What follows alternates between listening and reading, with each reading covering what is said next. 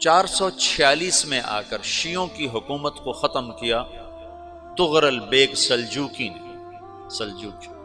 Seljuk مسلمان ہوئے تھے محمود غزنوی کے دور میں، سلجوک ان کے بڑے کا نام تھا۔ تو ایک دفعہ محمود غزنوی نے سلجوک سے پوچھا اگر مجھے تیری مدد کی ضرورت ہو تو کتنے آدمی پیش کر سکتے ہو؟ تو اس نے ایک تیر دیا، کہا یہ ایک تیر ہے میرا، کسی کو یہ تیر بھیج کر میرے علاقے میں بھیج دو تو چند گھنٹوں میں 1,00,000 تلواریں تیرا پہرا دینے کے لیے تیار ہوں، ہمارے پاس اتنی طاقت ہے۔ تو یہ سلجوک کی نسل میں تھا تغرل بیگ۔ اللہ تعالیٰ نے جب عرب زوال کا شکار ہو گئے اور ضعف کا شکار ہو گئے، جیسے بڑھاپے کا کوئی علاج نہیں، جب قوموں پہ زوال آتا ہے تو اس کا بھی کوئی علاج نہیں، پھر اور قوم کو جگہ ملتی ہے۔ جیسے بڑھاپا ایک فرد پہ آتا ہے، ایسے بڑھاپا قوم پہ آتا ہے۔ قوم کا بڑھاپا جوانی میں نہیں لوٹ سکتا، جیسے فرد کا بڑھاپا جوانی کی طرف نہیں لوٹ سکتا، قوم کا بڑھاپا جوانی کی طرف نہیں لوٹ سکتا، کوئی علاج نہیں، نئی نسل کا آنا ہی علاج ہے۔ تو عرب دھل چکے تھے، 600 سال بہت ہوتے ہیں حکومت کو، اپنی صفات گم کر چکے تھے، اب نئے خون کی ضرورت تھی۔ تغرل بیگ پہلا شخص تھا جس نے آ کر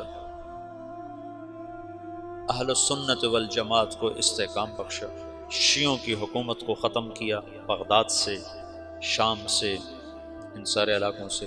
صلاح الدین ایوبی نے اسماعیلی شیعہ کی حکومت کو ختم کیا، مصر۔ العاضد ان کا آخری خلیفہ تھا صلاح الدین ایوبی، نور الدین زنگی رحمۃ اللہ علیہ کا پروردہ تھا، اس کا دوست تھا، اس کے دوست بھی تھا، بچہ بھی تھا اس کے سامنے، زیادہ لکھنے پڑھنے کا شوق تھا۔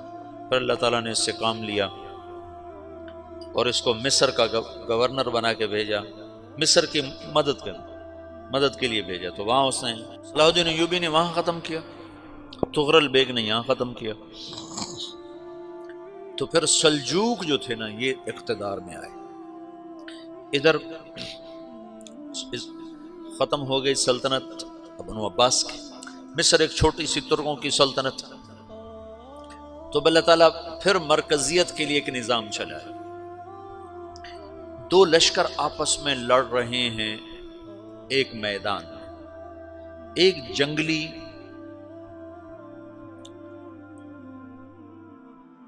بدوؤں کا قافلہ، جنگل کے لوگ اپنے قبیلے کو لے کر، ایک جنگلی قبیلہ اپنے سردار کے ساتھ نقل مکانی کر رہا ہے ایک جگہ سے دوسری جگہ۔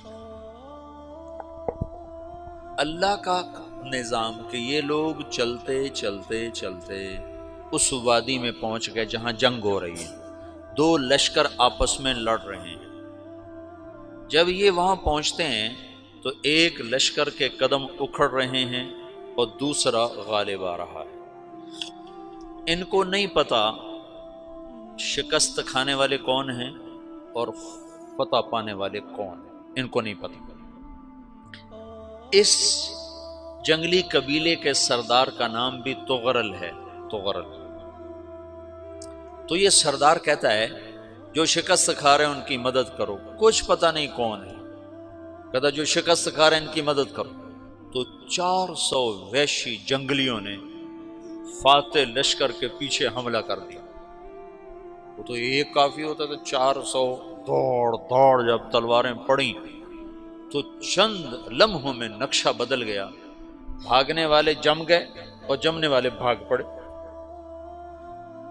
جب جنگ ختم ہوئی تو شکست خوردہ لشکر کے بادشاہ نے ان کو بلایا، اسے پوچھتا ہے مجھے جانتے ہو میں کون ہوں؟ کہا نہیں۔ کہا تو تم نے میری مدد کیوں کی؟ کہا انسانی ہمدردی کی وجہ سے، تمہیں شکست ہو رہی تھی اس لیے تمہاری مدد کی۔ پھر اس نے اپنا تعارف کرایا، میں ہوں سلیمان سلجوکی، ترکی کا بادشاہ۔ مسلمانوں کا لشکر تھا اور تاتاریوں سے شکست کھا رہا تھا، تاتاری فتح پا رہے تھے، مسلمان شکست کھا رہے تھے۔ تو وہ اللہ کی غیبی مدد بن کر آئے، تو وہ اس سے کہتا ہے میرے ساتھ رہنا پسند کرو گے؟ تم نے میرے اوپر احسان کیا ہے، میں اس کا بدلہ دینا چاہتا ہوں، میرے ساتھ رہنا پسند کرو گے؟ کہنے کا کر لوں گا۔ تو اس نے اس کو لے کر ترکی آیا، اور استنبول اس وقت روم کی حکومت میں تھا، اسے فتح کیا اس تغرل کے آگے چوتھے پانچویں پڑپوتے محمد فاتح نے۔ تو یہ استنبول ہے، یہ ترکی ہے، بیچ میں ایک چھوٹا سمندر ہے، یہاں ایک جاگیر ہے۔ تو سلطان سلیمان کہتا ہے یہ جاگیر تجھے وقف ہے، ادھر سے رومی مجھے تنگ کرتے ہیں حملے کر کر کے، تو میرا دفاع کرتے رہنا، یہ جاگیر تیری ہے۔ یہ اس جاگیر پہ اس نے اپنے قافلے کو آباد کر دیا، اپنے قبیلے کو، اور ایک چھوٹی سی حکومت بنا لی، جو ایک صوبہ سمجھو سلمان سلجوقی کا، وہ ایک چھوٹا سا صوبہ ہے۔